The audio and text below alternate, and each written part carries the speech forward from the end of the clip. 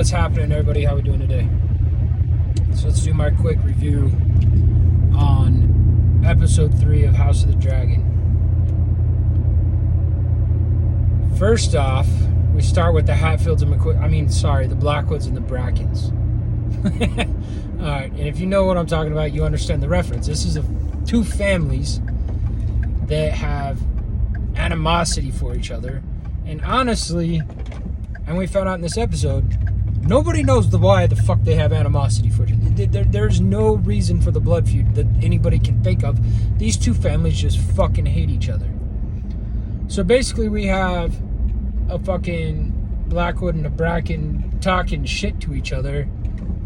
And then we get this scene of a battlefield with a bunch of fucking people dead because, well, one is with Rhaenyra and the other one is with Aegon, and even then these two families just absolutely fucking hate each other. So the blood has been spilled, right? Fuck. Like, that was a crazy way to start the episode. Like, that was like, oh, this shit's on. Alright, we got it.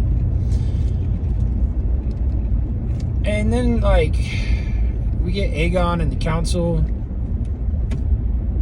Aegon's council, even right near, like, the councils. Let's talk about the councils for a second. They're both a mess, honestly, in all reality. Aegon's council is the same as Rhaenyra's. They don't think that, I guess, the ruler is good enough to tell them exactly what needs to be done or how to do it. Because in Aegon's, you have them, you know, we need to do this, we need to march here, we're gathering this army, and we got this army, and Cole's like, no, I'm just gonna go to the fucking Riverlands, and I'm gonna start taking over shit. I'm gonna take everybody that I trust, plus Aemon, we're gonna leave your dragon, because it needs to protect fucking King's Landing, and Aegon's just sitting there like, well, I guess we're going to war, let's go to war. Like, holy fuck. On the other hand, Rhaenyra's is like, hey, we need to fucking strike, and we need to strike now, and blah blah blah. And, oh wait, here comes Christian Cole. Like, I need to go to roost, and I need to fucking build up my defenses, and blah blah blah. And she's just like, well, I heard your arguments. Let me think on this. Like, Jesus Christ. There is a point in time when one of these rulers need to fucking put their foot down. Like, hey, I fucking run this shit. This is what we're gonna do. Now, don't get me wrong, Aegon is all for going to fucking war. That's what he wants. He wants his sister dead. He wants the red and blacks completely fucking wiped out. And anybody that allies with them. That's what he fucking wants. On the other side of that, you have Rhaenyra, who's really trying to be a good ruler, like her father. You can see a lot of him in her where she's like, yeah, but I need to protect the people, because if this war starts, there's going to be a lot of deaths that aren't just army. The citizens are going to get hurt, and I don't want that. So I get Rhaenyra's thinking. I also get Aegon's thinking, but at the same time, both of these rulers need to put a fucking foot down and get their councils in fucking order, because Allison said it perfectly. Y'all's discipline is shit. Okay? It's shit.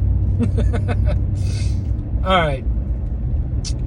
What else happened this episode? Now, I'll tell you guys the truth. I do this shit off the top of my head. I do forget a lot of things that happens in these episodes. I do not write a script. This is all just off the top of my head. Anyway, let's stick with Aegon for a second. All right, so Aegon does that. Then we get another scene with him. He's got his buddies around, which are now fucking White Cloaks, which is a horrible fucking idea. But anyway, because they're idiots. We have him surrounded by them. He's getting Aegon's fucking armor on. And he's getting ready to go fucking fly over and be a part of this battle. When Lord Jackoff to a Foot walks in. Loras walks in. And he's like, hey. To the White Cloak, he's like, you know what? I don't think our King flying off is the best bet. Let me go talk to this guy for a second. And he goes and talks to him, and instead of going, you know what, Aegon, you shouldn't go, he goes, hey, I hear you're trying to go. That's the whisper on the streets. On one hand, you got the people that are like, yeah, that's great. Our king's going to fight in a battle. He's going to lead the armies, blah, blah, blah. On the other hand, you got people like, yeah, Alicent's forcing him to go because if he goes and he dies, then she gets to rule with Aemon by her side. Strong played this pretty well, okay? He played it really well, and he used Aegon's own thinking against him, because he's like, hey, dude, like, seriously, if you die, your mother's going to be the fucking ruler of this kingdom, and do you want that? And he actually gets Aegon talked out of going to war, and he hires Lord Strong as his master of whispers, right? It's not a bad thing to have, actually. But he's like, my father didn't want it. I want it. So I'm hiring you. And then his buddies are like, hey, we're going to take so-and-so out tonight. He's never been late. And then we get them going to the tavern. In the tavern, okay, we meet, apparently, Rhaegar and Viserys' half-brother. I can't remember his name, but we meet his half-brother, right?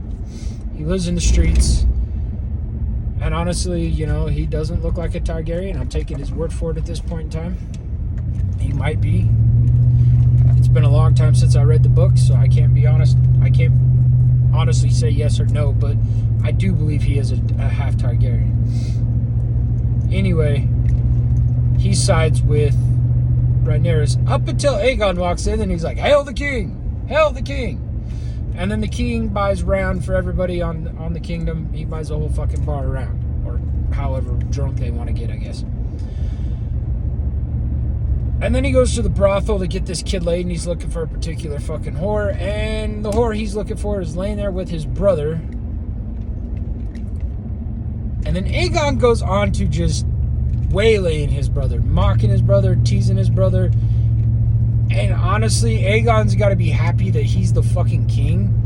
Because honestly, if he was not the king, okay, if Aegon was not the fucking king, I'm pretty sure in his fucking birthday suit, Aemon would have gutted Aegon right then and there. And instead, Aegon swallows his pride and he goes, you know what? She's just a fucking whore. Let your buddy ride her. And he walks off. Again, lucky that Aegon is the king, and Aemon respects him as the king and his brother. I don't actually think he respects him. He just like, you're the king, I'm not going to fucking kill you.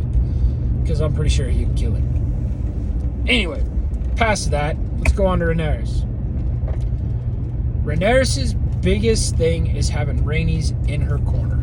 She should be handed the queen. Yes, I know what happens to her, but she would be an excellent hand of the queen. Rhaenyra should have kept Rhaenys close. She honestly should have. She gets counseled by her, and it's all about Alicent not wanting to go to war. Rhaenyra finally reads the fucking message from Alicent and decides, you know what? Let's go fucking meet her. So, in the process of this, she is now, since I can't remember her name, the White Worm has saved her.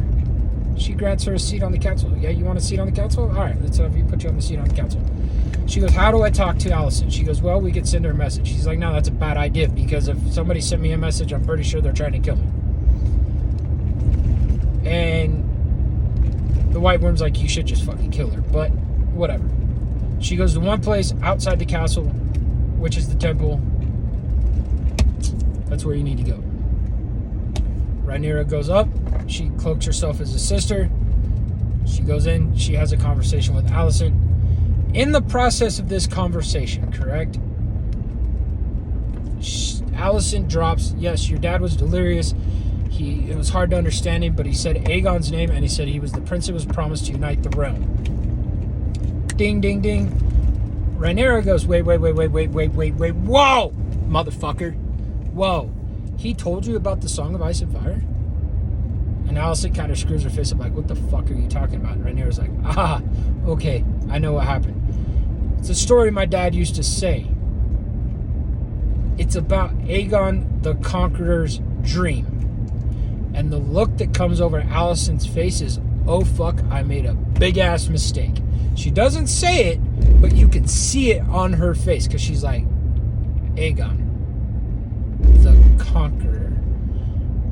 Oh shit. And then Rhaenyra's like, that was, it's a misunderstanding. It's a big mistake. And Alicent being Alicent, especially after Jaehaerys has gotten his head fucking chopped off by Daemon's little bitch boys that gave him up like nothing. goes, hey, it's already too late. Cole's on the warpath. Aegon's on the warpath. Aemond, well, you know what Aemond is. It's too late, Rhaenyra. This is going to happen. I can't stop this now. It's already too fucking late. But then we see this little crooked smile on Rhaenyra's face. And I thought it was brilliant. Let's go on to Daemon. Daemon gets to Harrenhal. And instead of getting resist, he actually gets welcomed into the castle. He does knock one motherfucker out, just I guess because he needed to. But he walks in. Loras Strong's great uncle is basically the keeper of Harrenhal, and he's like, you know what? Fuck it, I'll pledge my allegiance to you. I hate my fucking nephew. My great nephew. He's a fucking slimy piece of shit. Because do you see how damp this place is? I have a hard time fucking getting the hearth to fire during the summertime. How in the fuck did he burn up his dad and his brother? Yeah, fuck Lord Clubfoot. In that, Daemon goes to his room. He's got a sword locked through his door, and then there's this really bad shaking on his door. And then he leaves the room. He ends up finding a ghost, basically, of Rhaenyra going, you always leave, and then you come back. That's your MO, isn't it? And she's literally sewing the head of one of his sons back on. So there's guilt there of what happened to Jaehaerys.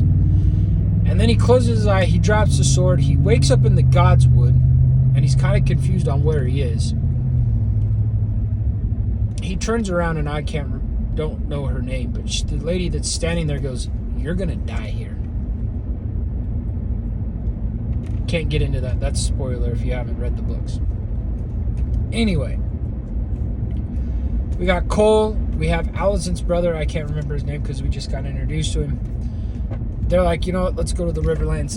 Let's go get an army. And they get stuck out in a field as they're talking. And Cole's like, we're exposed. We need to move. So they take off hauling ass, and Baela swoops in on her fucking dragon and is basically toying with him. But she sees Cole. She knows they're on the warpath. She goes back to Rhaenyra and tells her that. Alright. So the last part I want to talk to you is about Baela's sister, Rhaena. God, fucking Targaryen names. Anyway. Valerian, Targaryen, whatever. Rhaena is asked to leave to go basically raise Rhaenyra's kids. She goes, I need you to go to the Vale and then to Pentos with these three and raise them, please.